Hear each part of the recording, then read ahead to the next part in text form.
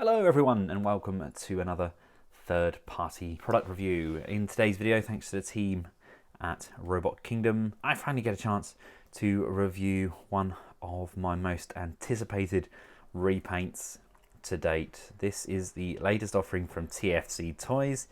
It's a repaint of their Rolling Thunder Patriot Prime, and my goodness me, this looks amazing. Even the box itself is incredible. I mean, that is some serious kit box there. It looks absolutely insane. I saw no end of these when I was out in Hong Kong, where you could build your own vehicles, etc. And this is nigh on perfect. The box alone is worth every penny. 1/60th scale, the ST.COMMANDER stands around 9.5 inches tall in robot mode and transformed into a heavily armoured vehicle. The figure is highly articulated and features real robotized and assortment of hyper mode armour pieces. And he looks exceptional. Absolutely love everything about this box. Is pretty much spot on. Die-cast parts included. Customize your own commander. Even the TFC Toys logo, even that's been done differently to be in keeping with the rest of the box. TFC, you have outdone yourself. Inside the box, he comes packaged in a foam prison with a set of instructions, giving a huge nod to Action Force and G.I. Joe. And here we have him out of his foam prison. He comes packaged in his vehicle mode. So tempted just to keep him in this mode, but there's so much that we can do with this figure. So I really can't justify keeping him in his Rolling Thunder mode. For those who don't know, this is all based on concept art that Don Figueroa did, with Rolling Thunder being Optimus Prime in disguise. I actually really loved the idea, and it's just a shame that nothing really ever came of it. I think it was a brilliant concept, and it's only just taken us this long to finally get figures worthy of the artwork. So let's move these up. These are going to come down and they'll tab in to the back. Just holding those into position again. Look at the grooves on here. These are going to slide in. You're going to slide these back legs on so that they line up, push and tab in. These are then going to come back down. These will sit in this void here, and then these tab in to the back of the shoulder points. We then add our heavy artillery, bringing in the guns, placing them at the side and at the rear there, and then we can just make these so they are fully functional for all of our Diaclone pilots. We've got a seat at the top here, we've got the seats here, and we've got the seating areas in the front of Rolling Thunder as well. And here we have it with the missile pods facing upwards, and Roller just rolling around on his own there with Prime's cannon, and we've got the ramps going up to the control panels as well. And if that wasn't enough firepower, bring down the toes and open up more firepower. I mean, even as a Rolling Thunder rig, he looks insanely good, doesn't he? Something about it just really does hit all of those nostalgia vibes. I only wish that somebody like TFC or Dr. Wu would give us some Diaclone figures, but done out in some of the old Action Force or G.I. Joe colours, just so they kind of look like some of the original figures that we've got included with the old G.I. Joe Rolling Thunder. Now, a majority of these add-on accessories are attached to the add-on kits, so we're going to get him transformed up. We can go straight from here into his kind of super tactical or tactical version, but I like to kind of have him as a normal Prime and then have the add-ons as an option, but we can just move these sections up and move this section up. Now in theory we could split all of this, but there's not really any need to. As long as it comes away from the back here, these panels here will actually slide off of the original legs.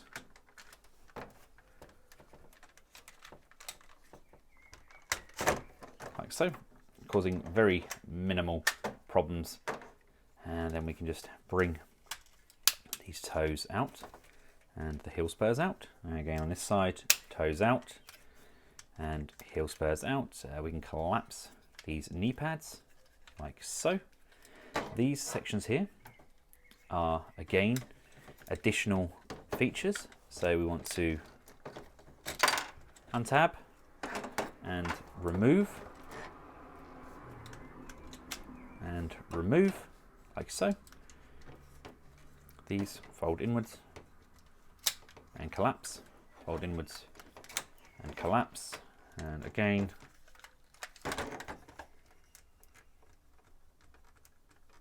just sliding these off like so. Reveals part of our original Prime. This tab is locked in and just detaches. And now we have the basics of our Prime. Let's just adjust those feet. Now this panel here lifts up, place it over the chest, so we can now gain access to these arms. And they're just going to untab from the front of this windscreen panel and come round to the side like so. This piece here comes unlocked from the front piece. These wheels are hinged and come up, and then a rock round to the back. So again on this side, rock that wheel up and bring that round to the rear. And these panels here just slide like so, which allows this to come in, rotate the waist all the way around, and keeping all of this back panel in a straight line. And there's a tab, just lock in to position like so, and then lining up the front, bring this panel down, and that's going to line up dead center on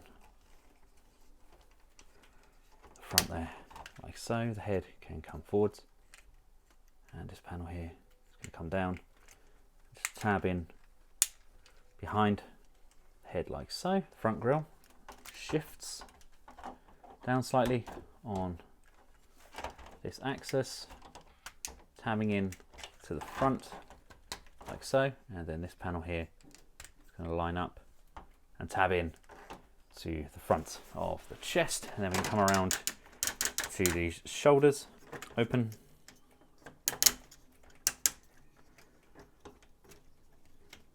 remove the hand, line that back up. These arms just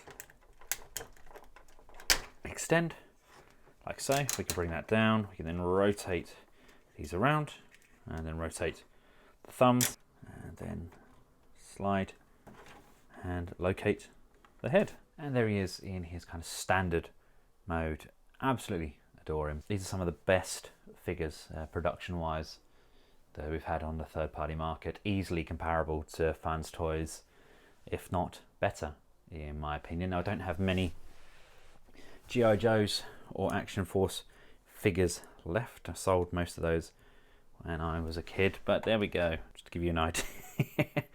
Far too big to really work, but I think if somebody could do those Diaclone figures, even like Mech Fan Toys, somebody like that, just do some Diaclone done up in some G.I. Joe colours, I think they would sell like hotcakes. Now the end of the gun does detach. I don't really like how it looks without the cap on, but this is a gorgeous coloration of Prime. I think that works exceptionally well. I will just briefly cover the articulation. It was all covered in the original review, but the head can look up and down. We can go left and right, and we can tilt side to side. We have ratchets on the shoulders. You can come up to the side and out as well. There is an upper bicep rotation. We've got a double jointed bend on the elbow. We've got rotation on the wrist and fully articulated hands. We get rotation on the waist as well as an abdominal crunch, which is always extremely welcome. We get hip skirts to the front and sides, which do allow for the legs to come this far forwards, this far back, out to the side, upper thigh rotation in there. Not one, but two bends on those knees. And the feet, we have a rotating heel spur. We have some up and down pivoting on the toe, and we actually get a nice pivot on the foot itself, as well as some up and down on the actual foot. There's some nice up and down motion on there as well, but really brilliant, highly dense figure, which is nigh on perfect for posing.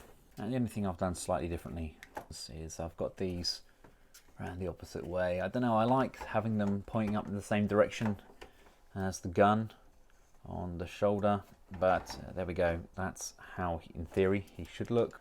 I just absolutely adore how he looks. Now, of course, we can get him in various different battle functions as well, where we can use all of these parts to make up various different armories. I have included a link just up here hitting the info button. There's also a link at the end of the video as well, which will teach you how to do that with the original red tentacle commander.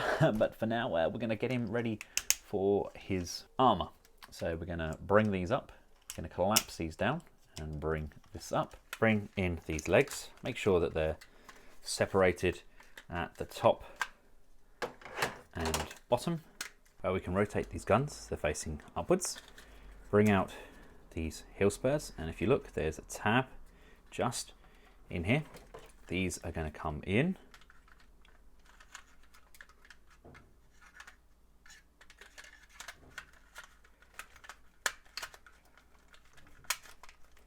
Slide down and push and lock into place. Big, huge, heavy duty legs there. Love how they look. I mean, even with just the added legs on, he looks absolutely incredible. Now come around to these arms, and again, like we did earlier on, we need to open up this section at the bottom here, make sure the fingers are fully compressed. Rotate this panel around, and obviously the worst toy ever, because we have some parts forming here. We're going to remove the missile pods, bring in this panel piece. The fists flip upwards like so. This panel is then going to come down, and that's going to locate nicely on there like so. And then this piece here is going to slide in like so, and then this piece here comes down, closes off and locks the new forearm piece in, and then we can bring back those cannons like so. These arm guns come down like so. Absolutely adore the paint up on these. The sections that were the ramps, they're going to come down. We're going to have this piece here facing outwards. So you want this tab at the back here facing up, so that when we line this up with the front, there's also these tabs on the back here that get lined up as well. So move this cannon down and then slide that on, and that latches on to the back of those arms. Prime gets a new crotch upgrade that sits on the underside and slides in like so, giving his crotch a little bit of depth. And then taking a look at the rear, once you bring these guns down, get your rocket panel section, and those are just going to tab nicely into these voids just here. We can then leave the rockets down if we choose to. We can then have these individually come up and over the shoulders where they can be held. This is going to rock all the way up and over, and this side will rock all the way up and over like so. So we can have a nice wide firing mechanism, or we can then slide back in to give us a little bit more room to play with. These can just come in, and you want to just tab that in on there. And same with this side. Yo, Joe, full force. Yeah, if any of you Americans out there get a chance, just Google or YouTube Action Force intro. It's just like G.I. Joe's, only badly dubbed, with the odd full force thrown in there as well. We even got our own version of the G.I. Joe movie as well, with some bad dubbing of Cobra Commander.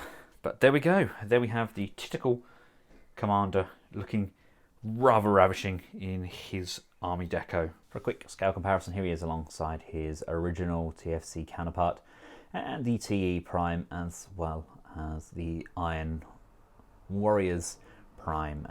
Amazing looking figure, definitely worth having all of the extra ammunition etc. on when you've got him in this mode. Just the deco really does make the world of difference. So much better than that awful thing that we got back in the day from crossover gen. They meant well, but unfortunately it has not held up well with time.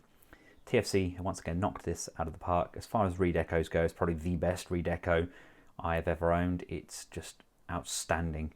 Easily one of my favourite pieces. It's the reason this figure absolutely annihilated the competition in my figure of the year. And this deco is easily on par, if not better. It's a tough one, but man, it just looks amazing. If any of the third-party companies out there do end up giving us Diaclone figures painted up as Joes, then obviously that's all completely down to me and my huge influencer powers, honest. Once again, thanks to Robot Kingdom for making this review possible, and thanks to all of you who currently support my channel through Patreon, coffee accounts, or just by sharing through word of mouth or hitting that like and share button. Without you, I wouldn't be where I am today. Until next time, from myself and the ST Commander Jungle version, goodbye.